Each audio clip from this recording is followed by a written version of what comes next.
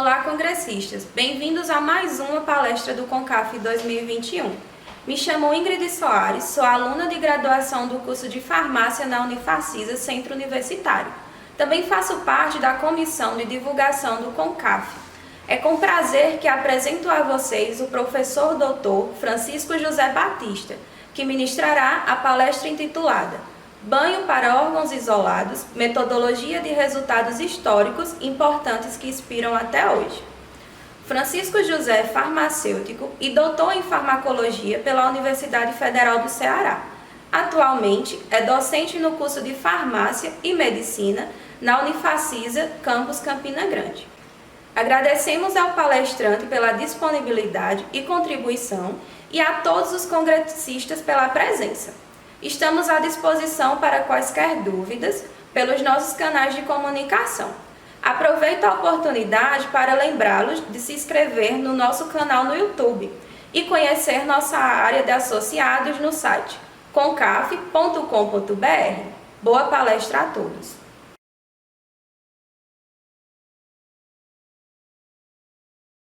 Olá a todos, meu nome é Francisco José, fui convidado pelo professor João Oshiro e demais organizadores do CONCAF, do segundo CONCAF, a falar um pouco sobre a área que eu trabalho. A área que eu resolvi enveredar já há algum tempo é a farmacologia. É uma área que não é apreciada por todos, mas dentro da farmácia é um campo muito importante, né? E nós, de forma recorrente, somos cobrados a dominar determinados conceitos dessa disciplina. Enfim, quando eu recebi o convite, eu não me senti talvez à altura, ainda mais depois de ter visto tantos nomes importantes que iam participar do evento. E para poder, né, quem sabe enriquecer um pouco mais a apresentação, optei por fazer uma homenagem a alguns nomes importantes na área de fisiologia e farmacologia, que contribuíram para o desenvolvimento da técnica que eu usei na minha pós-graduação.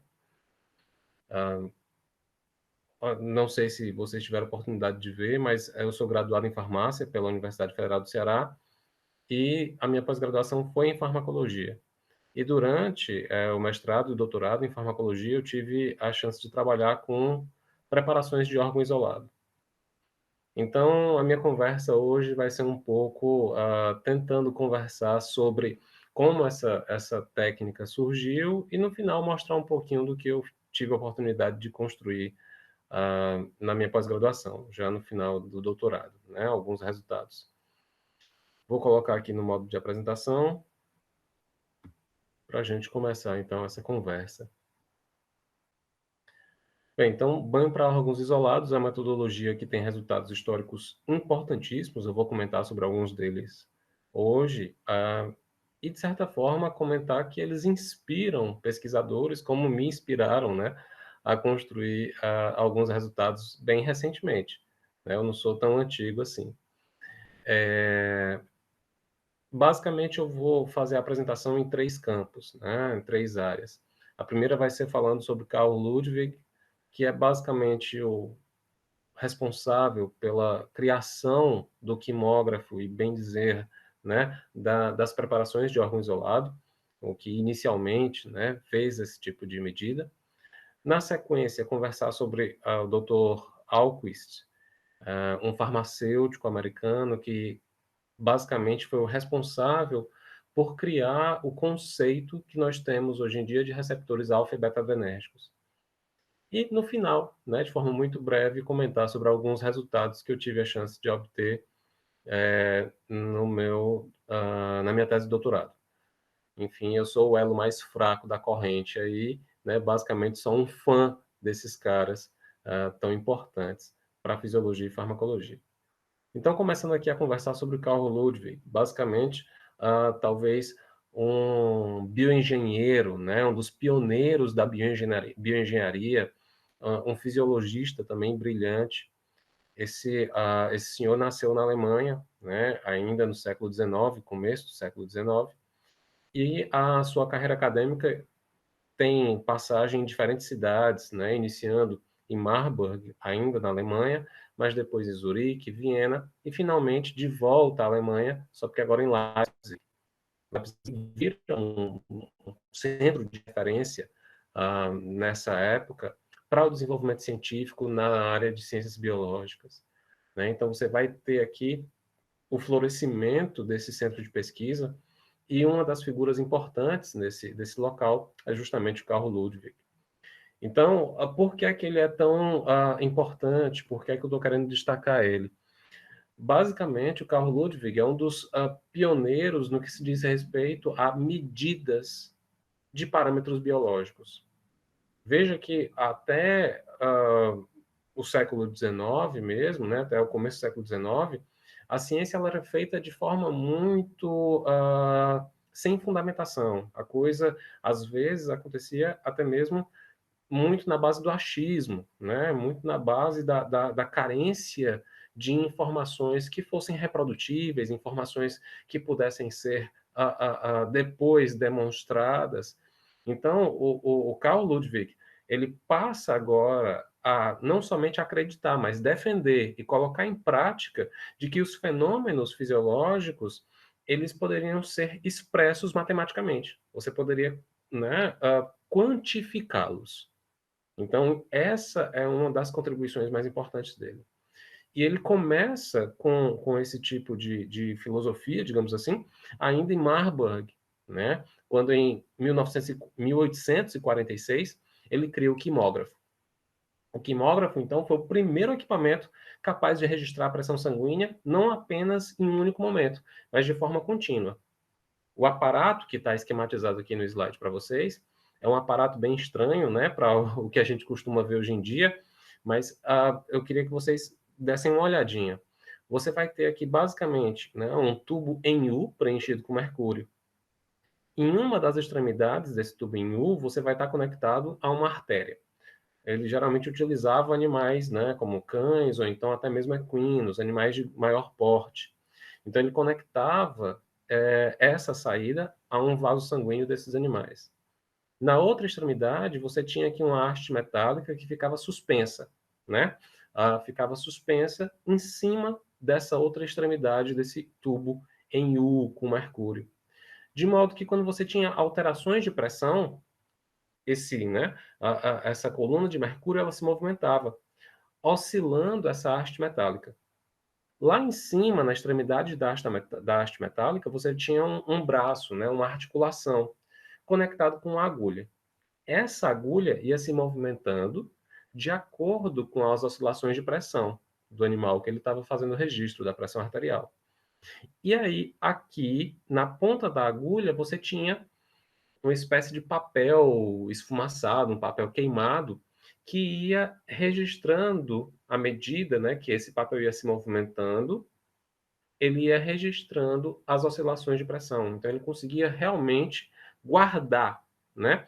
Então, a etimologia da palavra quimógrafo, se você pegar os autores, eles vão dizer que é uma etimologia grega em que quimos é justamente ondas e o grafo vem justamente de gravar, né? De capaz de você fazer um registro, né? De registrar algo. Então, essa digamos assim, a primeira, né, invenção marcante da carreira do Carl Ludwig. Só porque, como eu disse a vocês, onde ele realmente se estabelece, onde ele realmente constrói um nome de maior impacto na comunidade científica, é em Leipzig. Em Leipzig, ele tem a oportunidade de trabalhar com um russo chamado Elias Sion. E os dois trabalhando em conjunto, né, o Carl Ludwig junto com esse assistente, eles desenvolvem, então, uma preparação de órgão isolado. Isso ainda em 1866.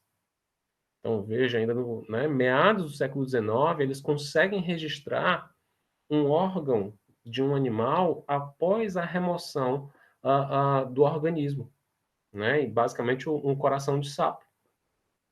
Eles basicamente conseguiam fazer registro de três variáveis, né? A frequência com a qual esse coração conseguia bater.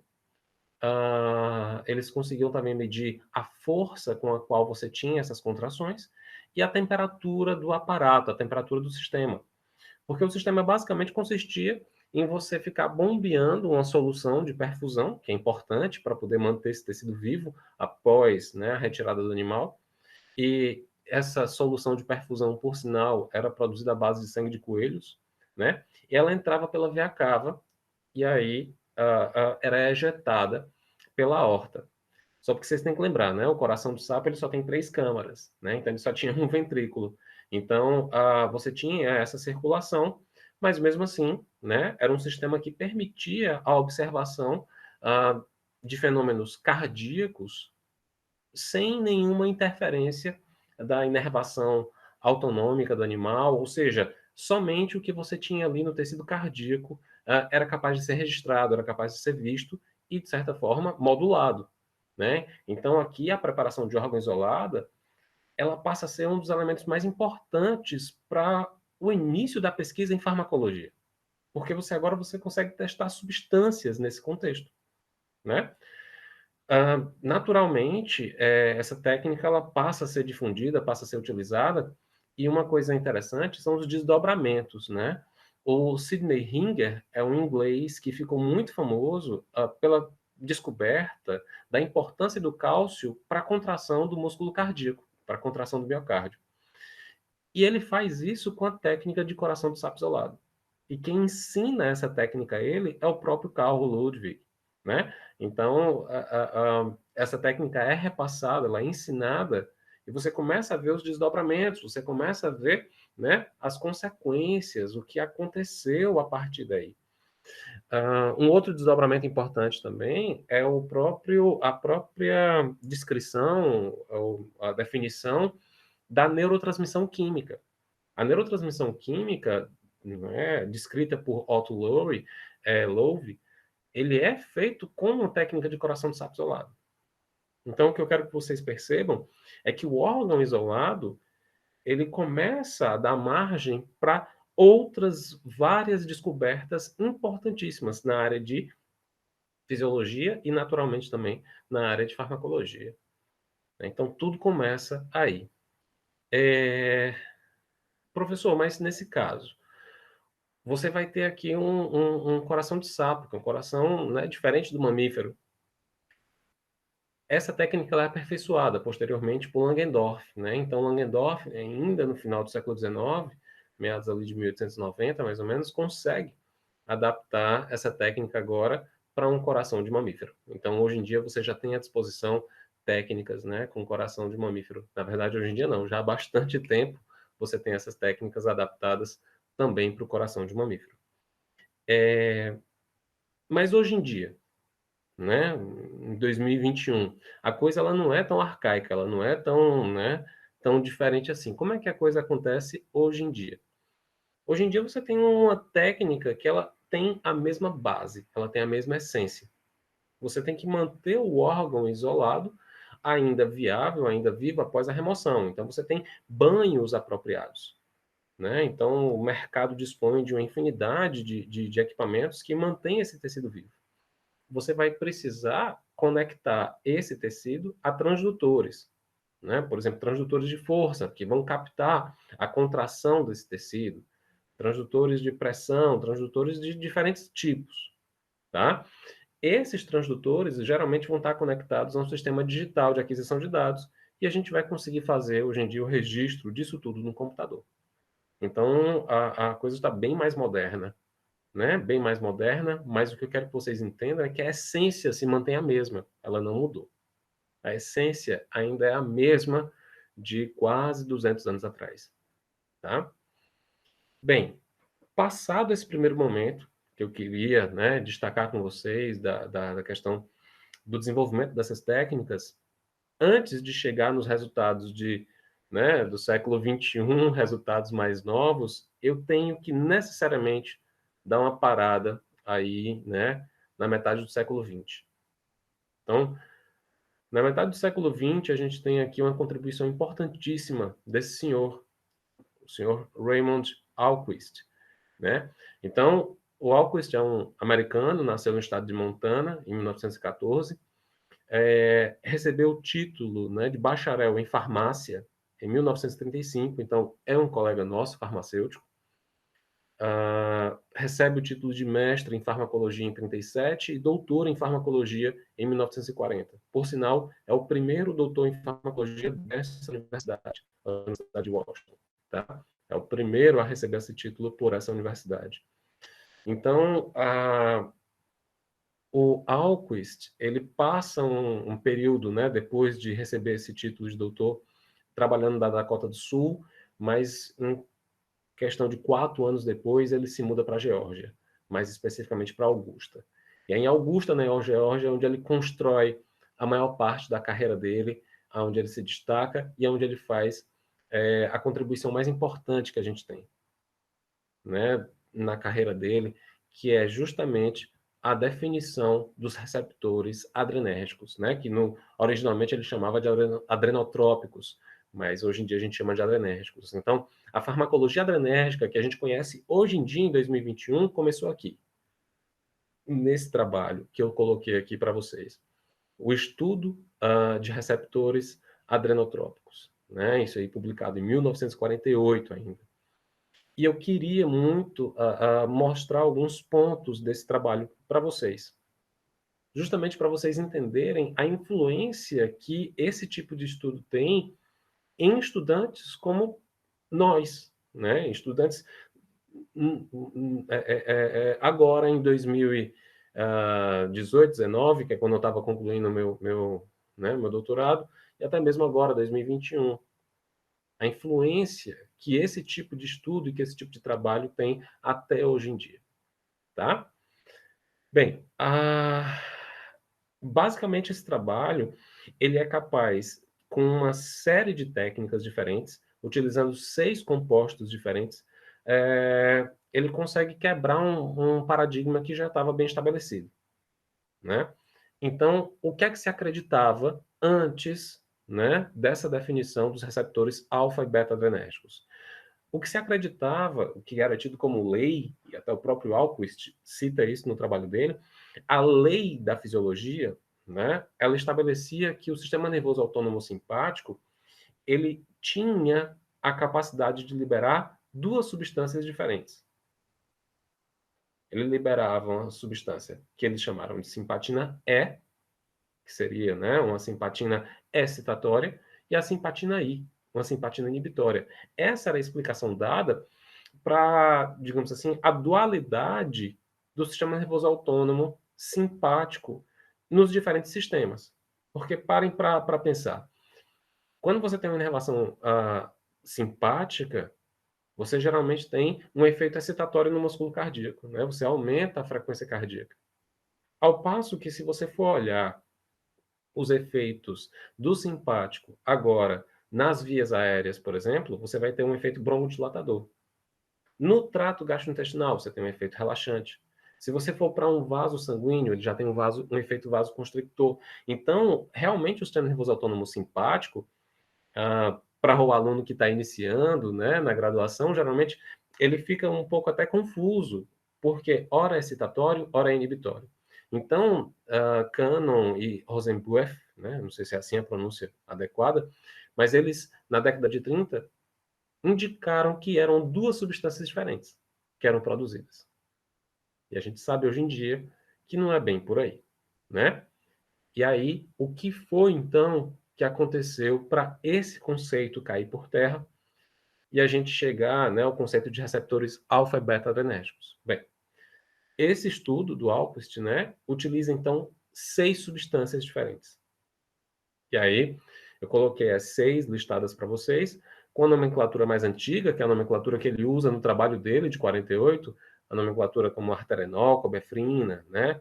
N-isopropil-arterenol, uma nomenclatura mais antiga, mas aqui eu coloquei o que seriam os compostos com a nomenclatura mais atual, né? Onde o composto 1 seria a norepinefrina, que ele usa lá no trabalho a sigla ART, essa metilnorepinefrina.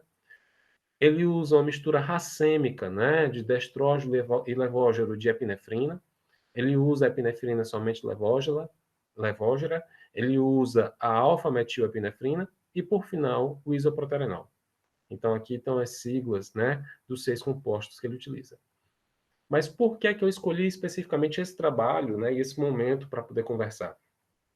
Um dos motivos que me fez escolher esse trabalho para conversar com vocês aqui nesse evento é justamente a combinação de métodos com animais intactos, né, métodos que a gente pode chamar in vivo, com métodos de estruturas isoladas, ou métodos ex vivo, né? Alguns gostam de chamar também métodos in vitro.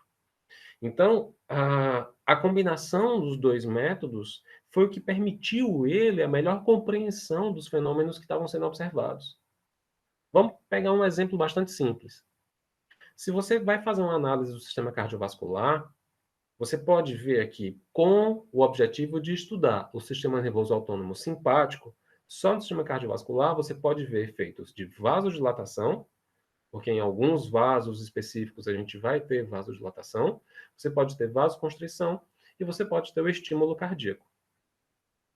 Se você for fazer uma avaliação no animal intacto, né, no estudo em vivo, e você for avaliar a pressão arterial dele, essa pressão sozinha, ela sofre a influência de muitas variáveis.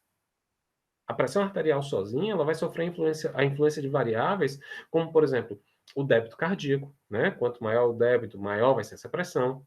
Um balanço entre a constrição e a dilatação dos vasos, né? Contribuindo para a resistência vascular periférica e até mesmo a viscosidade do sangue. Tudo isso influencia a pressão arterial, né? Pegando aqui a lei de Poiseuille e colocando, né, no texto aqui, basicamente é isso. Você vai ter, então, aqui a pressão arterial por si só, não podendo conseguir analisar os três parâmetros de vasodilatação, vasoconstrição e estímulo cardíaco individualmente. Então, ele, no seu próprio texto, e aqui eu fiz questão de tirar, né, tal qual ele coloca no texto, ele diz, portanto, em ordem, né, de modo a estudar cada tipo de receptor, foi necessário trabalhar com mais ou menos partes isoladas do sistema cardiovascular e então correlacionar esses resultados com aqueles obtidos da pressão arterial, do estudo de pressão arterial. Então, veja, ele faz o estudo da pressão arterial e ele vai estudar as partes isoladas. E a partir dessa combinação é que ele chega às conclusões dele, né? A combinação de ambos. Para poder, né, ilustrar melhor, eu trouxe aqui uma tabela com apenas uma parte dos resultados, que é uma outra coisa muito interessante desse trabalho. Eu imagino o número exaustivo de experimentos que foram feitos para chegar a esse trabalho. Porque aqui, pessoal, eu estou trazendo somente uma pequena parcela da tabela 1. Eu escolhi pontualmente alguns tecidos para poder demonstrar para vocês, né? Mas ele fez muitos outros tecidos. Eu acho que aqui não dá nem a metade da tabela 1, né, de resultados experimentais. E outra coisa também belíssima nesse trabalho são os traçados que ele mostra, né? São os resultados gráficos mesmo. Aqui já é meio que um quadro, já um pré-resumo dos resultados. Ele faz a análise também na forma de gráficos e ele mostra também traçados experimentais dos seus resultados. Mas aqui, para não, né, se prolongar muito, eu escolhi esses. Então, por exemplo, no sistema cardiovascular, ele faz, então, as 6 substâncias, né? Por exemplo, vendo a resistência vasomotora né, do sistema renal, de vasos renais. E ele nota, então, que a epinefrina, que seria, né, essa epinefrina levógera, né, sem ser a mistura racêmica, teria a maior atividade. Quando você vai ver agora, né, o efeito pressor, ela também tem maior atividade. Vejam que isso se contrapõe à menor atividade do isoproterenol. O isoproterenol que está aqui, né, seria o que teria menor atividade. Quando ele vai para o efeito vasodilatador, reparem que a relação se inverte totalmente. O isoproterenol, que antes era o que tinha menor atividade, agora passa a ter maior atividade, né? Tanto, né, para a resistência vasomotora de sistema renal, mas também para a resistência vasomotora dos vasos do leito mesentérico. Quando você vai agora para o efeito no miocárdio, e aí ele usa aqui o que? O coração de mamífero perfundido, então, mais uma vez, uma preparação de órgão isolado, ele está só com o coração do animal isolado. O que é que ele observa? Novamente, o isoproterenol passa até a maior atividade. e de forma interessante, né, a epinefrina, né, na sua forma levógera, vem logo na sequência. Então, você vê aqui, né, essa questão do isoproterenol partindo para esse efeito diferenciado, né, um efeito que está ausente lá no vaso sanguíneo, mas está muito presente no miocárdio. Isso já começa a chamar atenção. Quando você pega, por exemplo, resultados do trato gastrointestinal, você vê que a epinefrina novamente ganha um maior destaque para essa maior potência. E detalhe, de efeito inibitório. Lembrem-se, né? Aqui, essas substâncias que ele usa, né, esses simpático-miméticos, são substâncias que no trato gastrointestinal têm efeito tipicamente inibitório. E um efeito muito comumente descrito nos livros de farmacologia, que é a dilatação da pupila, né? Então ele faz experimentos com membrana nictitante de felinos, mas ele também usa, né, a pupila, né? Ele faz estudos com a pupila, e aí o que é que ele vê? Ele vê que você tem um efeito dilatador da pupila, novamente vindo para uma maior atividade com epinefrina e uma menor atividade pós-isoproterenol. Então, ele faz esse trabalho exaustivo com diferentes preparações. 6 substâncias diferentes, em diferentes preparações de órgão isolado, em diferentes modelos animais in vivo, e ele constrói uma tabela extensa. A partir disso, ele vai agora tentar organizar esses resultados, tentar, né, resumir esses resultados. E então ele chega a essa, né, a essa tabela, onde ele fala daquelas substâncias mais ativas para as menos ativas. E aí reparem novamente né, aqueles extremos, em que ele fala que eu tenho, por exemplo, a epinefrina levógera, né, ela pura, sem ser a mistura racêmica, com efeito tipicamente vasoconstrictor, capaz de também ter uma excitação, ou seja, um aumento da contratilidade uterina, um efeito dilatador da pupila, um efeito mais inibitório do trato gastrointestinal. E isso se opondo, né, se invertendo praticamente, quando você vai observar um efeito agora vasodilatador, onde eu tenho o isoproterenol, né, passando até a maior atividade. O efeito agora oposto, que seria um efeito inibitório da contratilidade uterina, e agora o efeito talvez mais interessante que ele destacou, que é um efeito excitatório miocárdico para o isoproterenol, né? Então, o isoproterenol, ele tem essa atividade excitatória maior. E aí é onde chega o maior, né? A maior sacada dele em 48. Ele diz que existem pelo menos 2 tipos distintos de receptores. Um tipo de receptor está associado à maioria das funções excitatórias e pelo menos uma das funções inibitórias, que seria o intestino. O outro tipo está associado à maioria das funções inibitórias e uma importante função excitatória, que seria o miocárdio. Aqui ele está falando, respectivamente, de receptores alfa e beta. Então, ele está confrontando, ele está, né, batendo de frente com o que era considerada a lei né, aceita até então. Então, devido aos efeitos opostos associados a cada tipo de receptor, os sinais habituais que eram utilizados para as então simpatinas descritas, né, que seriam E de excitatório e de inibitório, não poderiam mais ser aplicados. Portanto, por conveniência, né, eles foram designados, né, nesse trabalho como receptores.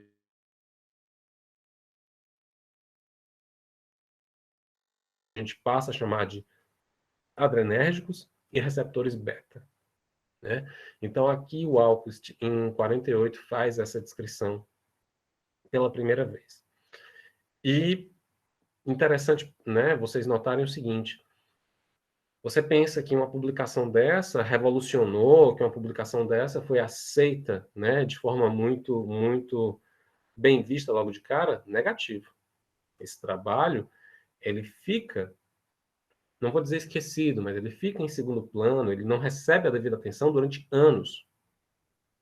Somente anos depois, quando se começam a explorar os antagonistas dos receptores adrenérgicos e começa a se perceber que realmente essa ideia tem fundamento, é que esse trabalho começa a ganhar importância, começa a ganhar destaque, e você tem realmente a teoria sendo confirmada. E reparem que agora, com o início da utilização, anos depois, dos antagonistas adrenérgicos, você tem o início de uma classe clinicamente importantíssima. Parem para pensar o número de indicações, o número de uso, né? A quantidade de uso que você tem de antagonistas adrenérgicos hoje em dia, para o tratamento de a hipertensão arterial, para o tratamento de arritmias cardíacas, enfim.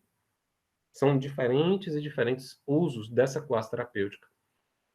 E o detalhe, tudo isso parte de estudos básicos, de ciência básica, tá? Então, uma das coisas que o farmacêutico pode explorar, uma das coisas que o farmacêutico pode trabalhar e trabalha geralmente com muita a maestria é a ciência básica, né? Então, aqui é um exemplo importantíssimo disso, né? Um farmacêutico que trabalhando com pesquisa de órgãos isolados cria um conceito que posteriormente é a base para uma terapia extremamente importante e extensa, como é a terapia, né, dos fármacos que atuam nos receptores adrenérgicos.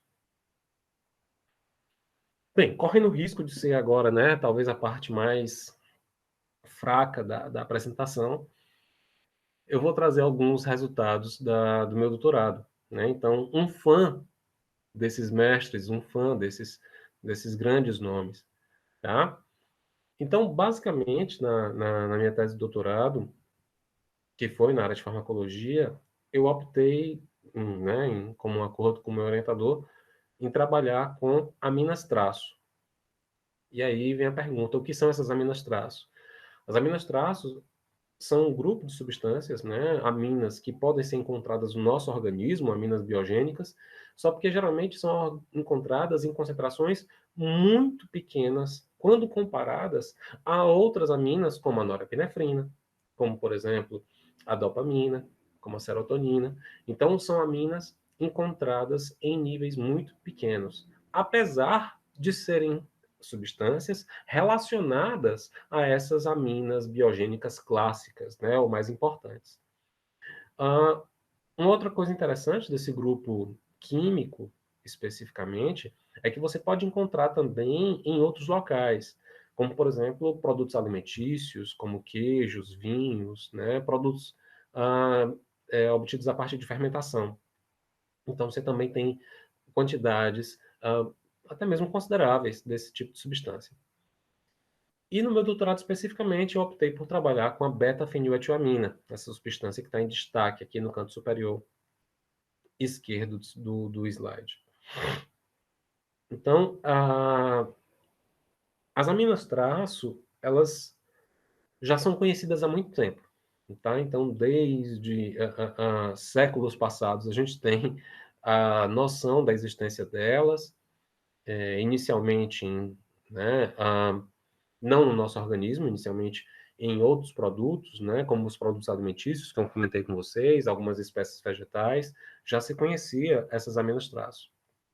Só porque agora, já no início dos anos 2000, essas substâncias elas passaram a ganhar um maior destaque, ou voltaram a ganhar uma certa visibilidade, por conta da identificação de receptores no nosso organismo que são específicos para esse tipo de substância.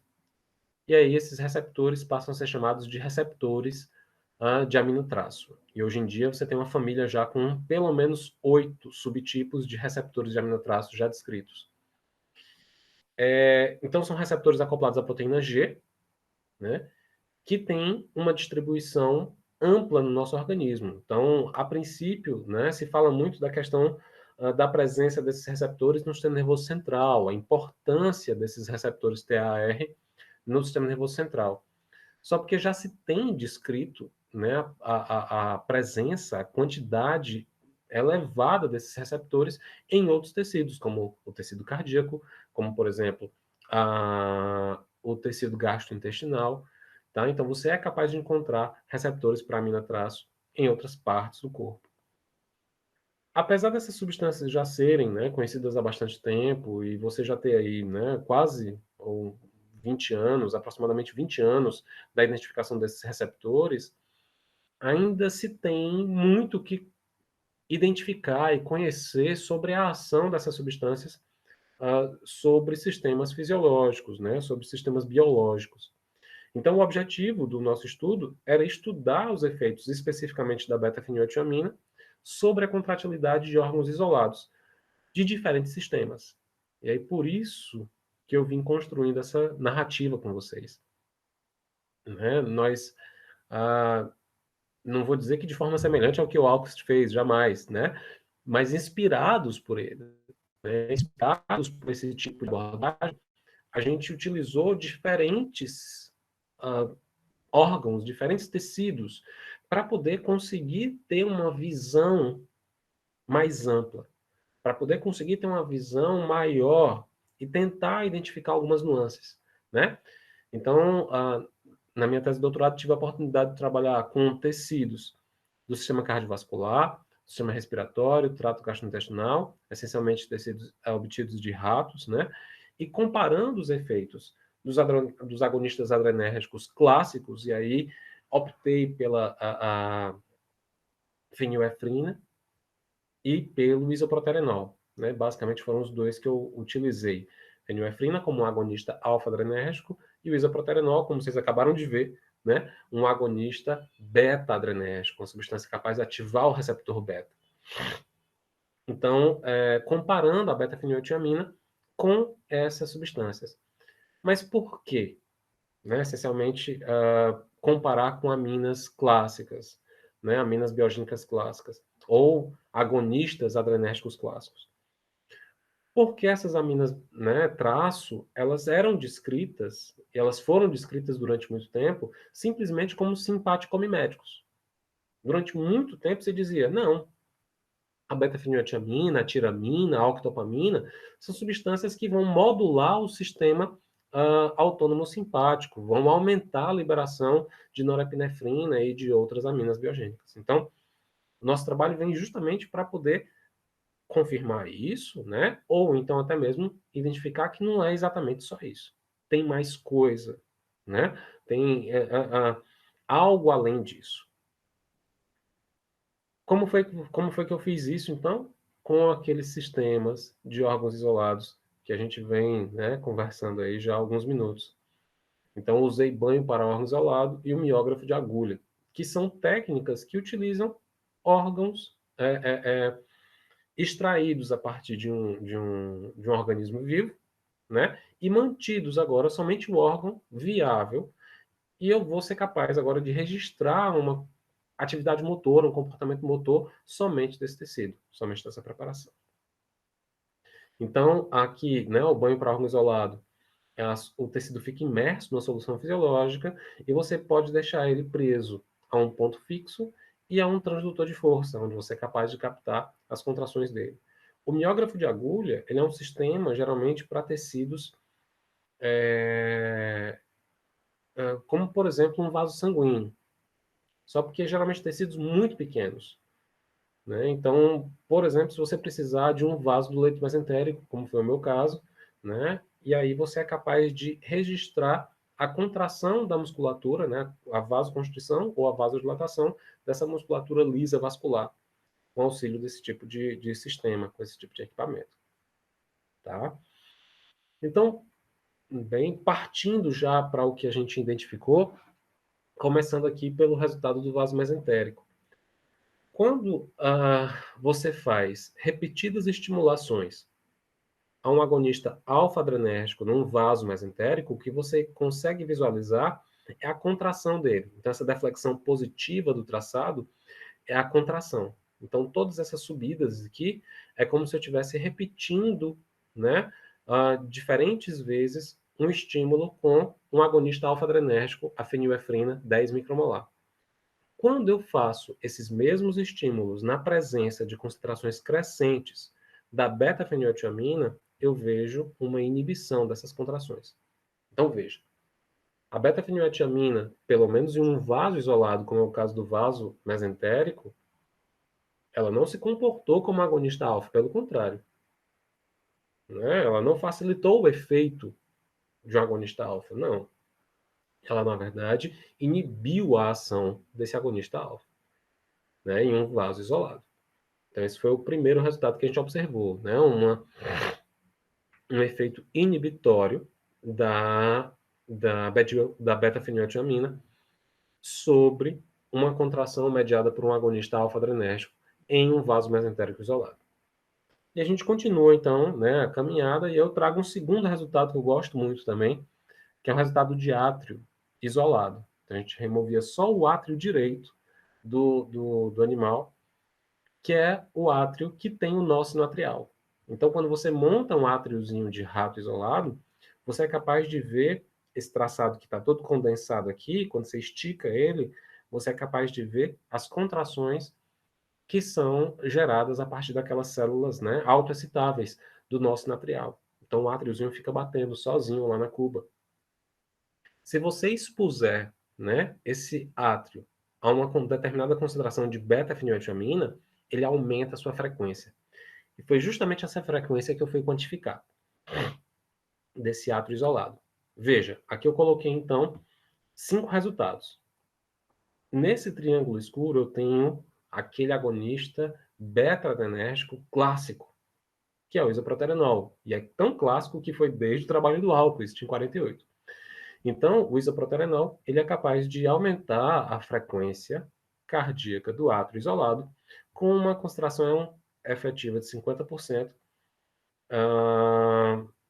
5,71 nanomolar. Então, a CE50 do isoproterenol é de 5,71 nanomolar. Quando você coloca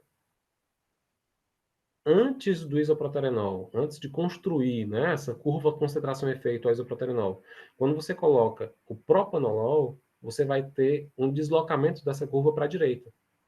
Né? O propanolol, como um antagonista, né, vai deslocar essa curva para a direita. Então vejam que o propanolol, com uma concentração de 10 nanomolar, desloca essa curva para a direita, aumentando a CS50 para 104. Ou seja, ele aumenta quase em 20 vezes, né, quase em 20 vezes a valor de CS50. Então, um deslocamento bem drástico, né, para esse agonista beta. Aí você pensa assim, beta-fenilotiamina fez o que quando você colocou ela em contato com o átrio? A beta-fenilotiamina também aumentou a frequência, tá? Com a CS50 maior agora, né, de 2 micromolar. Ah, professor, mas aqui é 5. Sim, mas é nanomolar. Cuidado aí com as unidades, né? Aqui eu tenho 2 micromolar. Então, aqui eu mudei a unidade, cuidado. Então, eu tenho, sim, uma mesma capacidade de induzir um aumento da frequência, só porque o que eu quero que vocês notem é que o propanolol, ele também foi capaz de deslocar essa curva. Só porque a concentração de 10 nanomolar desloca essa curva um pouco menos do que o que fez com o isoproterenol. 10 nanomolar é capaz de deslocar essa curva, gerando uma CE50 agora de 6,6, ou seja, aumentou em 3 vezes a CE50. Quando você vai olhar a definição de um antagonista farmacológico, você vai ver que ele tem que ser capaz de promover, né, um determinado deslocamento de um agonista com uma certa reprodutibilidade. Vamos colocar nesse termo, tá? O que eu estou vendo aqui são duas substâncias que são capazes de aumentar a frequência cardíaca do átrio. Só porque quando eu coloco um mesmo antagonista em uma mesma concentração, o antagonista não é capaz de promover esse deslocamento com a mesma intensidade. Isso, para mim, é um indício de que não necessariamente os dois estão atuando no mesmo receptor. Então, veja, ele pode sim ser capaz de aumentar a frequência cardíaca, mas não necessariamente ele faz isso por meio da ativação de um receptor beta-adrenérgico. Então, tem alguma outra estrutura, tem algum outro receptor que talvez esteja sendo ativado. E que tem, né, uma afinidade pelo propanolol. Só porque uma afinidade talvez não tão grande quanto o receptor beta tem. Então, a afinidade, talvez, do propanolol por esse receptor, por essa estrutura que a beta-fenilotiamina está sendo ativada, né, está sendo capaz de ativar, talvez não seja a mesma. Bem, essa foi uma observação com átrio. Notem que para fins de controle a gente utilizou também um agonista muscarínico, né? A acetilcolina, um agonista colinérgico muscarínico, que conseguiu diminuir a frequência cardíaca, como manda o figurino, né? Uma estimulação como se fosse o parasimpático diminuindo a frequência cardíaca. Eu gosto muito desse resultado. É um dos que eu mais deu trabalho para conseguir, mas é um resultado bem interessante. Você pensa então, certo, mas será que não é o receptor beta? Né? Porque se ele é capaz de aumentar a frequência cardíaca, essa questão só do propanolol é muito confusa, não está conseguindo deixar claro que que a beta-fenilotiamina não é capaz de ativar esse receptor beta. Como é que você pode comprovar se é ou não receptor beta utilizando esses órgãos isolados? Eu peguei um segmento de via aérea, muito simples. Peguei um pedacinho de traqueia do animal e fui ver o efeito de relaxamento da musculatura lisa das vias aéreas. Porque veja, quando você coloca o agonista beta-isoproterenol, você vê um relaxamento dessa musculatura lisa. Você vê, né, o que seria uma diminuição de um tecido pré-contraído. Se você colocar o propanolol, você desloca esse efeito. Veja que aqui o relaxamento o relaxamento induzido pelo isoproterenol está indicado pelo quadradinho escuro, mas na presença do beta-bloqueador, né, do propanolol, você desloca esse efeito. Você demora mais para visualizar esse efeito. Quando eu fiz a mesma coisa com a beta-fenilotiamina, a primeira coisa que eu observei foi a beta-fenilotiamina também relaxa a preparação. Só porque o propanolol não afeta esse efeito. Então, reparem que realmente esse efeito que eu estou visualizando com a beta-fenilotiamina não é decorrente da ativação de um receptor beta. Aqui a gente ainda fez mais um resultado que foi com o tetraetilamônio, um bloqueador de canal de potássio de forma inespecífica. E a gente vê que ele é capaz de interferir no efeito da beta-fenilotiamina. Então, quer dizer que o efeito relaxante na via aérea que ela está induzindo, em algum momento, demandou ou utilizou um canal de potássio, né? Precisou da abertura de um canal de potássio. Mas eu não sou capaz de informar com esse resultado qual foi a estrutura na membrana ativada inicialmente. A gente precisaria de mais para poder afirmar. E a gente seguiu, né, nessa pesquisa. Dentre outros tecidos, como o baço, que a gente investigou, a aorta, enfim, a gente fez uma série de experimentos. Mas eu não vou, né, ficar aqui relatando todos eles. Um dos experimentos que a gente achou mais interessante foi quando a gente utilizou fundo de estômago isolado. Reparem que quando eu peguei a preparação de fundo de estômago, que eu fiz uma curva com a beta-fenilotiamina, eu verifiquei um efeito contraturante. Ou seja, a beta-fenilotiamina contraiu a preparação de fundo de estômago. E aqui foi onde ela literalmente foi na contramão dos agonistas adrenérgicos alfa e beta que eu estava testando. Por quê? A fenilefrina, ela não altera o tônus, ela não é capaz de induzir nem relaxamento nem contração do fundo do estômago. E o isoproterenol, ele induz um relaxamento. Então aqui foi o resultado que a gente resolveu realmente investir mais, né? E aqui foi onde a gente fez mais protocolos para tentar identificar o que é que tinha de diferente. Talvez o fundo de estômago fosse a chave para poder tentar identificar o que é que essa substância é capaz de ativar ou de interferir, né, nas membranas, o que é que ele é capaz de elicitar nessas células que a gente estava investigando, nesses tecidos que a gente estava investigando. Só porque na sequência, em um outro protocolo, né, eu peguei e fui aumentando a concentração de potássio antes de colocar a beta-fenilotiamina. Então, veja, a solução fisiológica normal, ela tem uma concentração baixa de potássio, mimetizando o líquido extracelular. Então, quando eu fiz essa experimento com uma concentração normal, que seria 5 milimolar de potássio, eu verifiquei o efeito contraturante. Eu acabei de mostrar para vocês.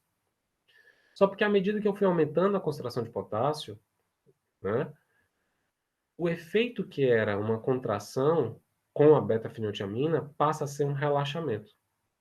Porque, vejam, se eu aumentar a concentração de potássio no meio extracelular, eu acabo induzindo uma contração da preparação.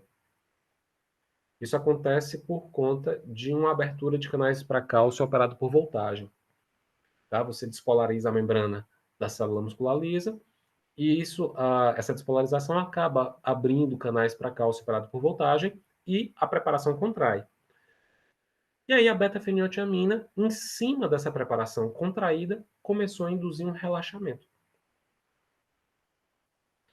E aqui foi talvez, né, o ponto que a gente realmente firmou que tinha que investigar o fundo de estômago mais a fundo e segue investigando, né, o trabalho. O trabalho ele vai agora na linha do trato gastrointestinal e a gente chega até o momento da publicação, onde a gente mostra que a beta-feniletiamina ela tem uma dualidade de efeitos em uma preparação de fundo do estômago. Ela é capaz de induzir tanto um efeito contraturante ou um efeito relaxante, a depender da situação. E aí, a explicação que nós encontramos, depois de vários protocolos, depois de muito suor na bancada, a explicação que a gente encontrou foi justamente com a utilização de antagonistas serotoninérgicos. Quando você utiliza antagonistas serotoninérgicos, você é capaz de abolir o efeito contraturante da beta-feniletiamina. O que quer dizer que no trato gastrointestinal, ela provavelmente ativa um receptor 5-HT. E aí a ativação do receptor 5-HT resultaria na contração. Quando você contrai a preparação, você meio que anula esse efeito e dá margem agora para essa aminotraço atuar em outro tipo de receptor, que até onde nós podemos verificar, provavelmente é um receptor TAR1, né, um receptor de aminotraço 1, um receptor acoplado à proteína G, que vai levar a uma ativação da adenilato ciclase dentro da célula, aumentando os níveis de AMP cíclico.